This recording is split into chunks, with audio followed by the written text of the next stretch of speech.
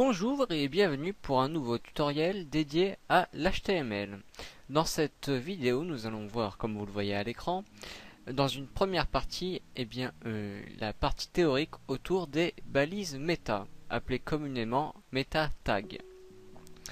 Tout d'abord, les balises meta tags sont dans le code source de vos pages. Donc, comme je pense que vous en avez déjà sûrement vu si vous avez fait un peu de codage, elles sont également incluses en début de page entre les balises head ouverte et head fermée. C'est entre ces deux-là que les meta tags, donc les balises méta, sont inclus.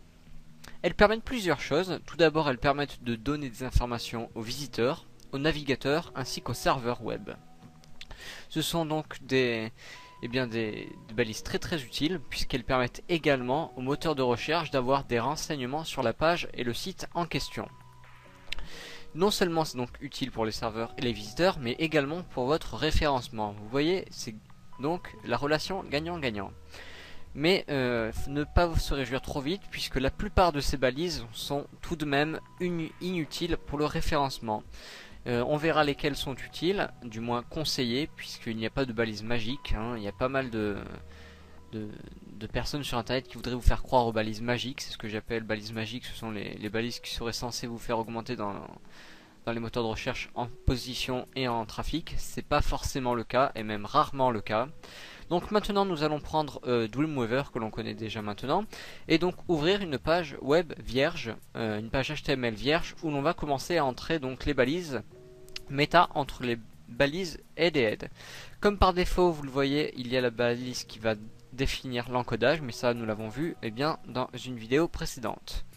Donc hop, nous allons donc commencer à entrer les balises. Alors comme balises utiles, il y en a plusieurs. Donc plusieurs balises sont utiles pour les moteurs de recherche et surtout pour le visiteur. Il y a par exemple la balise description de meta. Donc pour l'entrée c'est simple, on ouvre une meta balise. Donc content description. Hop. Donc là je me suis trompé, c'est pas un content, c'est un name description plutôt. Voilà. Vous voyez que par défaut, Dreamweaver vous propose quelques-unes de ces balises.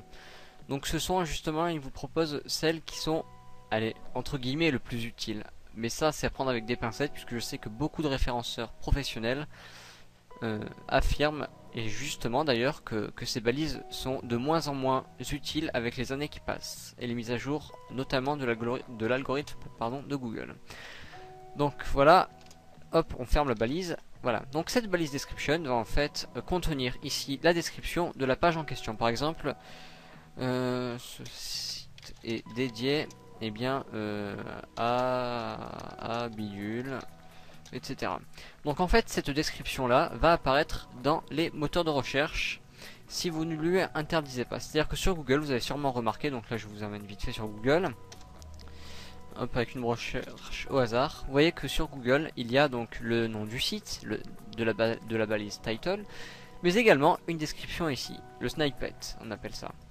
Et donc c'est ce que vous déclarez généralement dans la balise description. Si vous ne mettez pas de balise description ici, Google va générer une description à partir de votre texte par exemple, qui essayera de définir et de correspondre au titre de votre page. Ensuite nous avons la balise keywords, donc qui va contenir par contre là une liste de mots-clés, qui définissent au mieux votre site. Donc ce que je conseille, c'est que à faire une liste de mots-clés, certes, ciblée, certes, mais pas surchargée et pas suroptimisée. Donc par exemple mettre tout au plus 10 termes, et encore c'est large, concernant l'activité de votre site. Donc par exemple ici ça va être bidule, dédié, mais là encore une fois c'est vraiment un pur exemple, et site. Donc là par exemple les mots-clés seront donc rattachés à la page bidule, dédié et site. Encore une fois, l'utilisation de cette balise est de moins en moins avérée.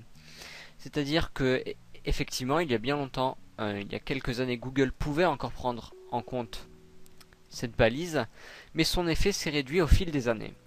Donc, ce que je vous conseille comme balise, elle est vraiment importante, et encore importante, c'est la balise description, qui va contenir donc une accroche à votre site, et le title. le title sert vraiment, c'est la balise que je vous conseille le plus. Alors encore une fois, ce n'est plus une méta depuis quelques années, mais c'est une balise que je vous recommande non seulement pour le référencement, mais également pour le positionnement et pour l'accroche du site, c'est-à-dire l'attrait par rapport aux visiteurs. Donc il y a d'autres balises, pardon, chercher le terme. Également, il existe une méta balise qui permet la redirection. C'est-à-dire que si vous voulez faire une redirection, donc ce qu'on verra dans une autre vidéo, vous pouvez vous servir d'une des méta-balises. La balise ht-equiv refresh, qui va donc en fait vous permettre de rafraîchir la page au bout de telle seconde. Donc on va la définir très simplement avec le content. Hop, content, par exemple 10. Donc par exemple au bout de 10 secondes. Donc 10 secondes et l'emmener vers une URL. Hop, que vous pouvez définir. Donc hop, http hop test, hop, décidément test.fr. Voilà. Donc en fait, ce qui va faire, je me trompe décidément toujours à chaque fois, c'est que cette balise va mettre tout simplement, va rafraîchir et amener le visiteur au bout de 10 secondes vers test.php. Là j'ai mis ça en trop. Hop, oula. Je vais donc fermer la balise. Et ne pas oublier quand même de fermer bien les guillemets.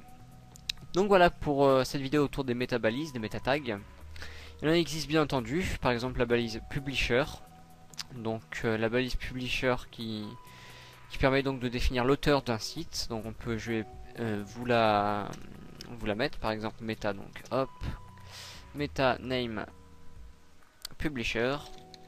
Donc elle n'y est pas ici par défaut, parce que c'est pas vraiment une balise les plus importantes qui existent. Donc par exemple ici je vais mettre le nom du site ou le nom de la marque en question.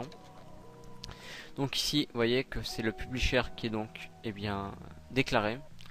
Donc dans la balise content qui déclare donc dans plutôt l'option le paramètre content pardon, qui va déclarer donc le publisher en vidéo tutoriel.